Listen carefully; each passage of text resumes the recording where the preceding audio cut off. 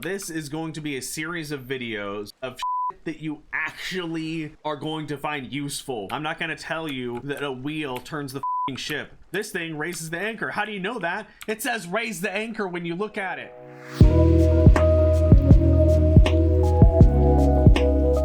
How we doing, YouTube? It's good to see you again. We're here because on one of my streams I was talking about how I'm new to Sea of Thieves. I'm relatively new. And when I was trying to find videos on like how to play, I feel like all of them were, the ones I saw at least, were like information that is very obvious, which you're going to get some of here as well. But it didn't tell you the things that you need to know. This is going to be a series of basic tutorial videos for Sea of Thieves because you're interested in playing this. It's coming soon to Steam. Maybe it's out on Steam when you watch this and you're like, oh man, dude, is this game any good? I'm gonna check out Misfile and see what he has to say about it. Nobody says that. Obviously, this is your main menu. This is a bunch of shit. What's new? Hey, look, it's news. Pirate Emporium. This is your in-game store, you know, your real money currency store. You can buy the ancient coins here. That's what their in-game currency is, or their, like the tokens, like riot points and shit like that. You know, quite a few of them. You can get some cool skins like this Nightwolf ship bundle. It's actually pretty sick. I actually really like this. Anyways, in-game store. This is also where you're going to be able to buy appearance potions, which is basically, you know, remake the appearance of your sailor. You can't really see it because my camera's in the way, but it's $149, which is $2, and then you'll be able to change the appearance of your pirate. I mean, yeah, it sucks, it's a couple bucks, but it's only $2. It's not like $5 every time you want to change the appearance of your pirate, which is pretty sweet. Arena, that's just, I mean, it's what it says on the tin. It's an arena, you know, you're fighting other players. It's not the open world that you usually see in Sea of Thieves. Adventure, that's where you're going to be playing 90% of the time. Hey, look, it's 3 ships. You're intelligent, you understand big ship, medium ship, small ship. The only thing that's kind of important to note is the open crew versus closed crew. So you're going to notice every time you click one, and then you'll see it says invite a friend on each of them. Let's go back. And then you go galleon, go open crew, and you see it says invite a friend on each. Well, what was the difference there? So an open crew, say you got one buddy, and but you guys want to sail on a galleon, right? You want a full crew. You want 4 people on it. But you're like, I don't have any other friends that play Sea of Thieves. What am I going to do? You go open crew, you have your buddy in there. It's going to autofill those other 2 slots for you. That's basically what it means. And it'll, as the game continues, if someone leaves, it'll rotate somebody else in who selects random crew. Most random crews are shit. Nobody's going to be on mics. There's no communication or anything like that. It's a pain in the ass. For the tutorial, we're going to go closed crew sloop, which is if you're playing solo, what you're going to be doing 90% of the time. All right, so when you first spawn into Sea of Thieves, you're going to notice that you're in a tavern. You're going to see these 3 people in every single tavern. They're not really important right now when you start. Take a look at these barrels, though. They have stuff in them, so you want to collect materials for your ship. A little pomegranate. So these are grenades that I just grabbed. So there's a firebomb grenade, which means you throw it and it's firebomb. So it's going to create an area of effect flame where you throw it, and it's also going to light ships on fire. So if you want to burn a ship, you throw that at it. Boom. The second one is a blunder bomb, which is it's basically a standard frag grenade. It's going to knock anybody back when you throw it at them, and it's going to just do an area of effect damage. Fruit, you eat it to regain health. We don't want to grab bananas. They heal for like nothing. Cannonballs, you put them in their cannon and you shoot them.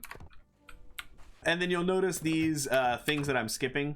Stuff like this, the grubs, and then there's like leeches and stuff like that. I'm skipping those because they're for fishing. And I'm not really doing fishing right now. So now we're gonna run to our ship. We're gonna put more materials in there. So that's what you're gonna do when you start out. You wanna have plenty of materials on your ship when you set sail. Up on your sloop here, this is where you put your grenades and your cannonballs. You can also load your grenades into a cannons as well, but generally you're gonna be throwing them. And as I said, you see 8 bananas there, 8 bananas there, you start with 16 bananas. But they're you don't want to pick up more bananas. They suck. When you're about to set sail, make sure you load up on materials. Load up. There's some people that say when you're like grabbing materials, just do like, oh, 1 or 2 trips of full inventory. Dude, no. Strip the island of its resources. Grab everything useful, especially you see these shiny boys. Oh, yeah. I was hoping I'd find some of these. These are cursed cannonballs. Don't use them to start off. Make sure you're hitting the ship first, and then you hit it, and the effect is going to take place. They're f***ing sweet. So this one, as you can read, it's a ballast ball. It makes a ship briefly ride low in the water, so unpatched holes are especially dangerous. So that means it's going to make more water go into the ship from the damage that they've sustained from you. Awesome. Anchor ball. This is probably my favorite, which is you're gonna hit a ship with it and it's gonna lower their anchor. It'll technically raise it as well if it's anchored, but why would you raise the anchor on a ship with a cursed cannonball? Because if it's sitting there and they're not paying attention and you want their ship to move, you can just go over their ship and raise their anchor. I mean, I guess, I don't know. I can't think of any situation that you'd want to raise the anchor with this. But as you can imagine, this is very useful, especially if you're rolling solo and you're like, these guys are, you know, staying up on me. I need to get away from them. You make sure you gotta, you know, take a few cannon shots at them normally. Make sure you're hitting their ship. You hit them with that anchor ball, boom, they just dropped anchor and you're like, peace, I'm out. You don't want to be in a fight and be the one with less materials if it's just slugging it out, you know what I mean? If you're just burning through wood and cannonballs and stuff, you don't want to be the one with less. So be the one with more. Don't be like stingy. Don't be like, well, I don't want to, you know, I don't want to take the resources from everybody, you know what I mean? I want to share the fuck everybody, dude. You want to be ahead. You want to be on top. That's what we're trying to do. Let's go over just real briefly the buildings on the island, but we're going to go over the factions in the next video. We're going to go to the factions and the quests in the next video, just to have an understanding of how they work. So this guy's the clothes guy. This is where you can buy just different clothes for your guy, I guess. Obviously you can see, hey look, there's some hats here. There's some hats with like a chain, you know, chain and a little lock thing on them.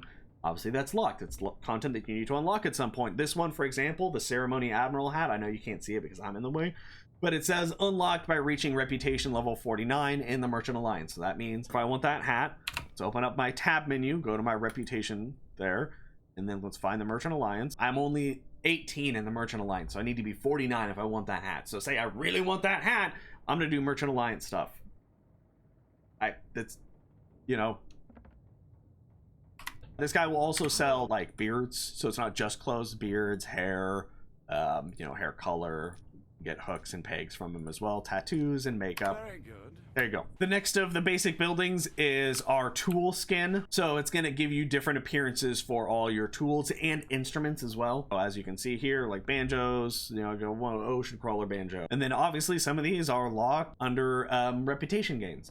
So this one here, the Royal Sovereign Banjo, unlocked by reaching reputation level 41 in Gold Hoarders. But not all unlocks are just reputation. For instance, this one, the Bone Crusher Banjo, requires Scourge of Skeleton Ships Commendation, which is an achievement. Commendations are achievement. Boom, you understand. So it's going to give you skins that you can purchase for compasses, you know, all your musical instruments and your tools, you know, your shovel, your speaking trumpet, your spyglass, your tankard, all that stuff. And then we have our weapons place. This is where you buy weapons skins. So you have 4 weapons in this game. You've got the blunderbuss, you've got the cutlass, you've got the eye of reach, sniper, and then you've got the flintlock. All of these are just skins. You will never grow in power by buying a skin. You're gonna be looking cooler, obviously, but you're just as powerful when you start out as you are as if you've been playing the game for 2 years. You know what I mean? This game is entirely based off of skill and experience. It's pretty simple. Oh, obviously there's also the tavern, because I mean, like, that's where you start. So another store that you have here is the Ancient Coin Store. This guy just brings up that real money store that we see at the main menu. So you just talk to him, browse the stock, and it's just going to bring up that same store. Pets, where you buy pets, where you buy appearance things, but also emotes, you know, and, you know, skins for your ship. And then the last, like, vendor that you're going to see is also the most expensive one, as well it should be, because it's kind of the focus of the whole game, is your shipwright. And this person is going to sell you skins for your ship. So, you know, obviously we've got, you know, skins for your cannon, your capstan, thing that raises and lowers the anchor, figurehead, different figureheads that you can get, flags, whole livery, sails livery. I don't know why I'm going through each of these. You guys understand. You buy skins for the different parts of your ship. And then right next to her is going to be your little customization chest, and that's where you apply the unique skins to your ship. Now, real fast, in case you're wondering, these are the different faction representatives. These are the Gold Hoarders, Order of Souls, and the Merchant Alliance was the other person at the dock over there. Like I said, we're going to be going over them in the next video. I'm trying to make these all kind of easy to digest. This is the basics. So this is my ship here. Hey, I don't know if you guys know, but a wheel, you use the wheel, it turns the ship. Holy shit, that's f***ing crazy, right? Oh my god, there's a compass there. I need to tell you that there's a compass, even though you can f***ing see it every time you access it. This thing raises the anchor. How do you know that? It says raise the anchor when you look at it. Anyways. Take a minute. So this says the sail length. Obviously, the only important thing about sails that matters is these lines in the air. That's the wind direction, and then you're going to use this winch here to adjust it. And when you match the wind direction, the sail's going to pop out like that. You're going to move faster. It's pretty simple. Right up top, I'm looking around in case anybody's here, because people will fuck with you. That's the most important thing to know about this game. People are dicks. They're gonna fuck with you, dude. That's the whole kind of point of this game. All right, anyways, there's this flag box up here. This is where you can put your flags on. This is also where you can suggest an alliance with nearby ships. You know, click this, offer alliance, and if there's a nearby ship who's offering one, you'll see another little thing just to the right of it. It's like 2 chain links together. It's accept alliance.